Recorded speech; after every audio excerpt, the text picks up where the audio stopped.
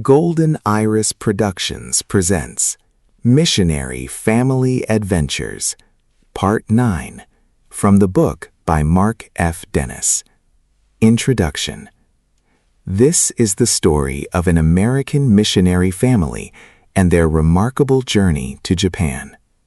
It is a story of faith, family, adventure, and growing up between two cultures. It is the story of how an ordinary family from America found themselves living beneath one of the most active volcanoes in the world. The events you are about to hear are not fiction. They are real memories from a childhood spent in the mountains of Japan. They are stories of ocean voyages, mountain trails, train rides, cultural discoveries, and the experiences that shaped an entire family. To understand how we came to live in such an extraordinary place, we begin not in America, but beneath the shadow of a volcano in the Japanese Alps. Historical disclaimer. This series faithfully presents the writings and memories of missionary Dick Dennis. His observations about religion, culture, and society reflect his sincerely held evangelical Christian beliefs during the 1960s. They are presented in their historical context to preserve the authenticity of his family's story and are not intended as commentary on the beliefs of others today. Part 25. Little Red Schoolhouse. After nearly 10 years serving as missionaries in Japan, the Dennis family returned to America for a year of furlough. They settled in the beautiful countryside of southeastern Pennsylvania, surrounded by rolling hills, Amish farms, and quiet country roads. It was a very different world from bustling Tokyo, but it would become another unforgettable chapter filled with new adventures, lifelong friendships, and lessons that none of the children would ever forget. Before leaving Japan, Dick Dennis received encouraging news from fellow missionaries Jonas and Sadie Stoltzfus.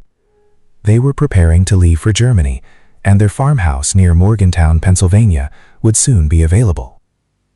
By the end of August 1974, the Dennis family had moved into the farmhouse, nestled in a picturesque valley just beyond the famous Little Red Schoolhouse, an Amish Mennonite information center known throughout Lancaster County.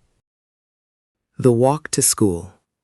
Autumn arrived quickly, bringing cool mornings and the start of another school year.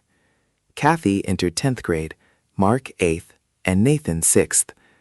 Every weekday at 7:15 in the morning, the three children began the 3/4-mile walk uphill to the Little Red Schoolhouse where the school bus stopped. Rain, sleet, snow, or sunshine, it didn't matter.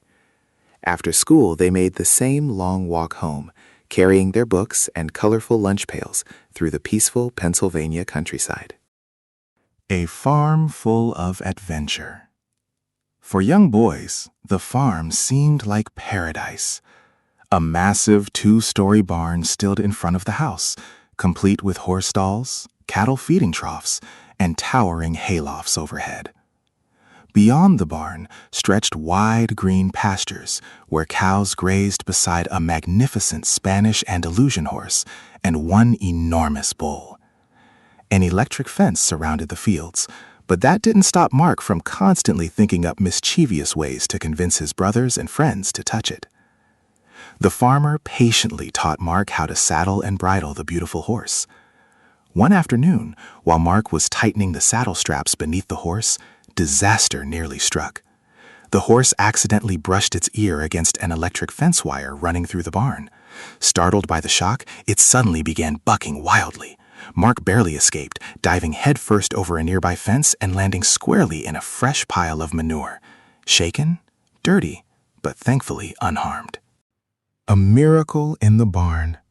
Spring brought calves to the farm, and the Dennis children watched with fascination as new life filled the pastures. One day, however, a cow was unable to deliver her calf because it was breech. Millie quickly called the farmer, who rushed over and asked Mark to help. Using ropes and a hand winch, the farmer carefully pulled the calf free. Moments later, a healthy newborn slid onto the barn floor. Soon the grateful mother was licking her calf clean as it struggled to stand for the very first time. The upper level of the barn was packed high with stacks of fragrant hay bales. To the neighborhood children, it became their own giant playground. They built tunnels, secret rooms, and winding passageways that stretched through the hay like an underground city. Sunlight filtered through cracks in the wooden walls, making the hideouts even more magical. But hidden openings in the floor made the adventures risky. One careless step sent Mark tumbling through a hole and, once again, straight into the manure below. Thunderstorms in Twin Valley. Twin Valley was known for its dramatic summer thunderstorms. Dark clouds would roll across the farmland with little warning, sending everyone racing for the shelter of the house or the barn. The children loved sitting just inside the open barn doors, watching brilliant flashes of lightning streak across the valley, while thunder echoed from hill to hill. It was one of nature's greatest shows, viewed from the safety of a warm, dry barn. Gone fishing. The long ridge surrounding the valley was bordered by two winding streams that became Mark's favorite destinations. Whenever homework was finished, he grabbed his fishing pole and headed for the water.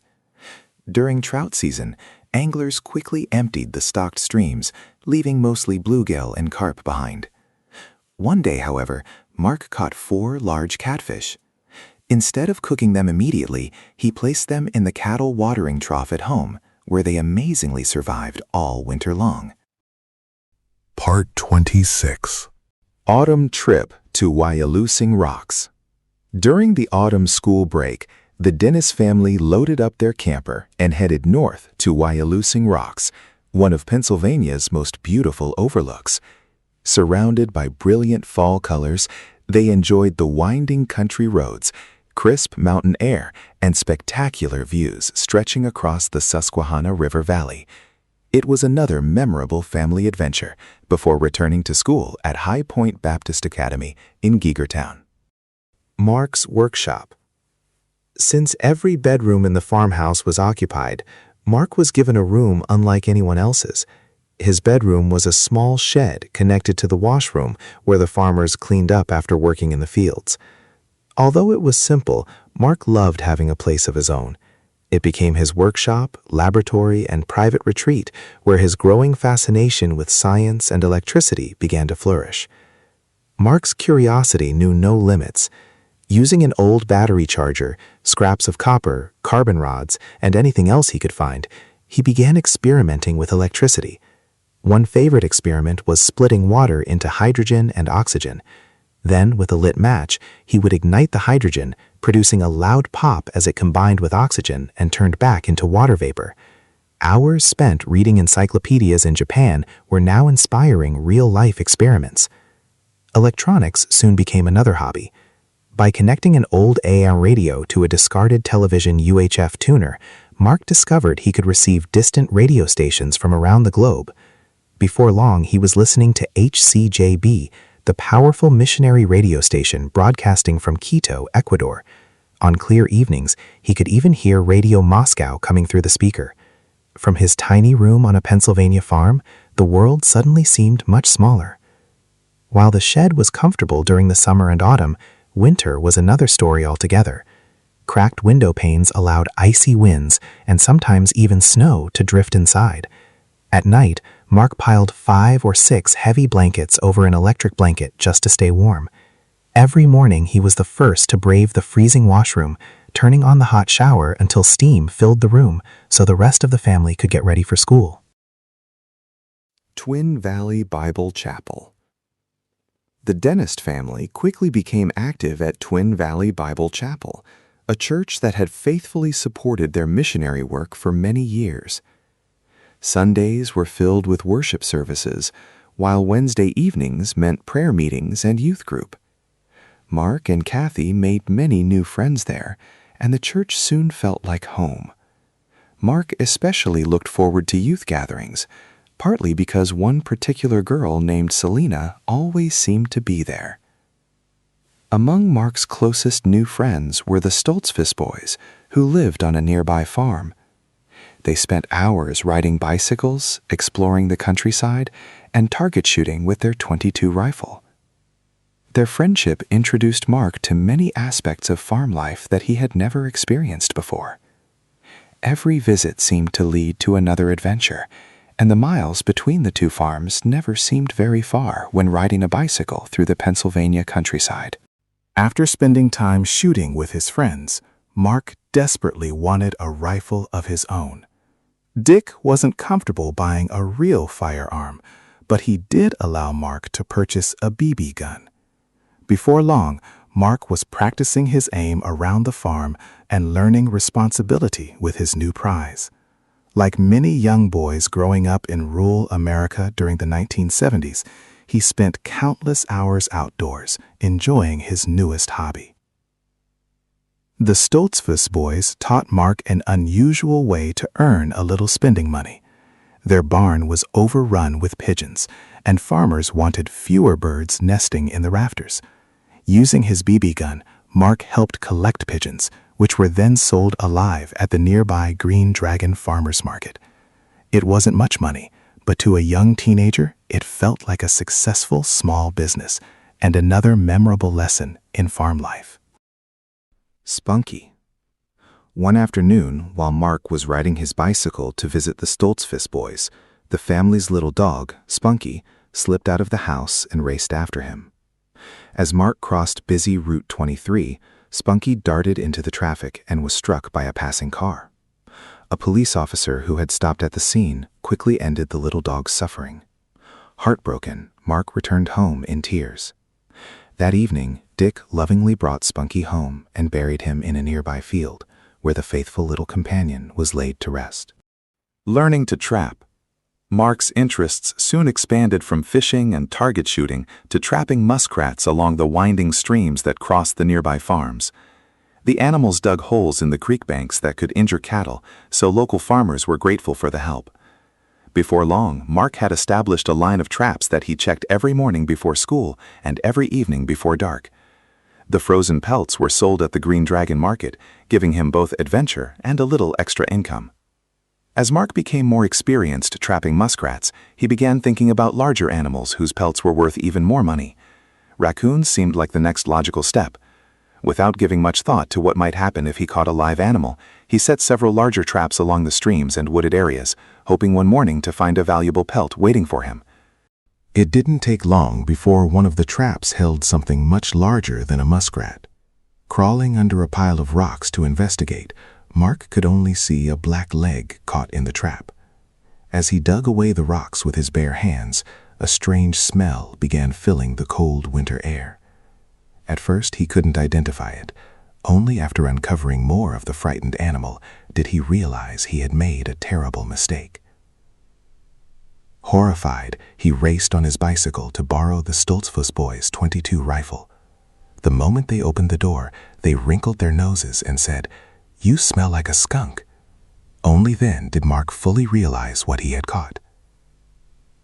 Returning to the trap with the borrowed rifle, Mark ended the skunk's suffering and brought the animal home. Unfortunately, the powerful odor came with him. His clothes, boots, bicycle, and even his hair carried the unmistakable smell. There was simply no escaping it.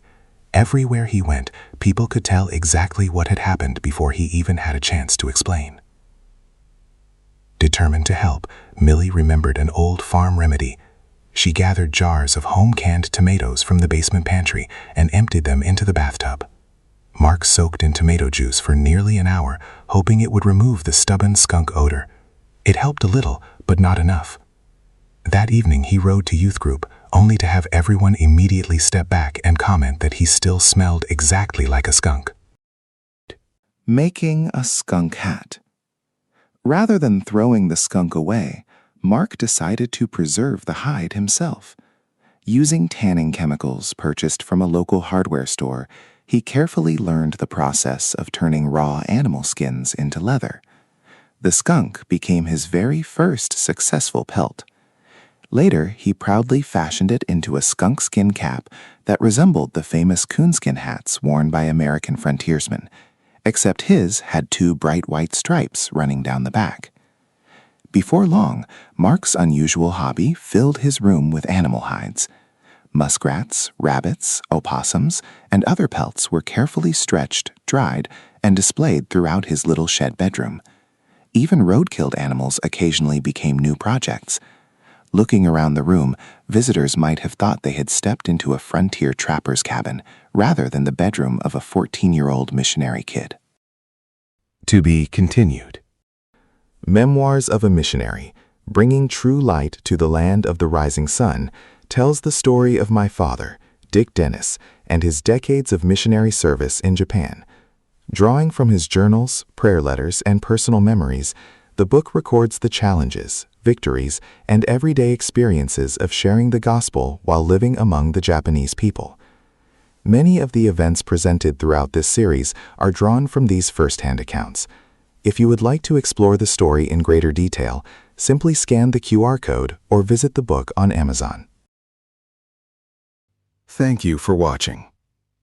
If you enjoyed this presentation, please take a moment to like, subscribe, and share this video with others.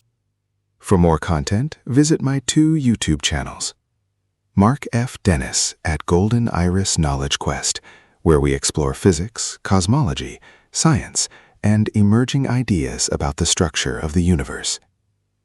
And Mark F. Dennis at Golden Iris Religion Quest, where we examine religion, spirituality, biblical studies, Jewish mysticism, and the history of religious thought. Your support helps these channels continue to grow and allows me to create more presentations, books, and educational content. Thank you again for watching, and I look forward to seeing you in the next video.